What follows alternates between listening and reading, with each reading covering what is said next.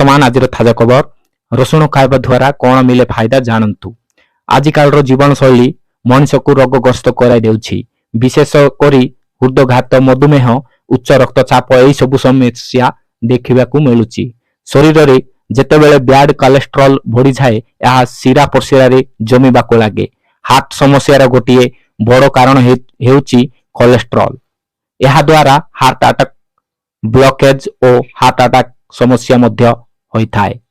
आमे एथिपाई निज जीवन शैली रे किछि परिवर्तन करी निजको सुरक्षित रखिबा पाई आउ कोलेस्ट्रॉल को नियंत्रण रे रखिबाकू सबुठारु रामबाण हेउछि रोसई घरे थिबा रसुण। याकू सिटिक उपाय रे सेवन कले दिन को कोलेस्ट्रॉल मात्रा तीव्र गति रे ह्रास पाइथाय बोली विशेषज्ञत मत।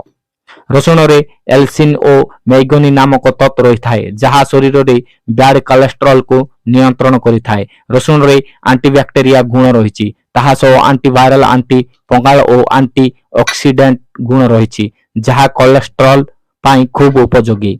रसुण रे एजोइन एलिन और एलिसिन भली कंपाउंड रही यह शरीर पाई खूब उपकारी।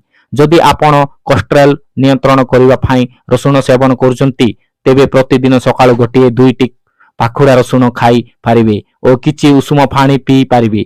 एपरि नियमित कले कोलेस्ट्रॉल नियंत्रण होइथाय।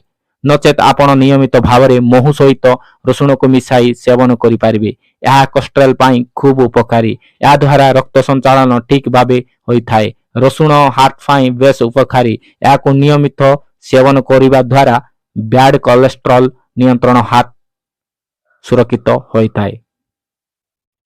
नमस्कार दर्शक बंधु, एमिति नुआ नुआ वीडियो देखा आम यही यूकेटी देव चैनल को सब्सक्राइब करंतु जहाँ फल कि एमिति नुआ नुआ वीडियो जाक सर्वप्रथमे आपन पाखरे पहुँची पारे।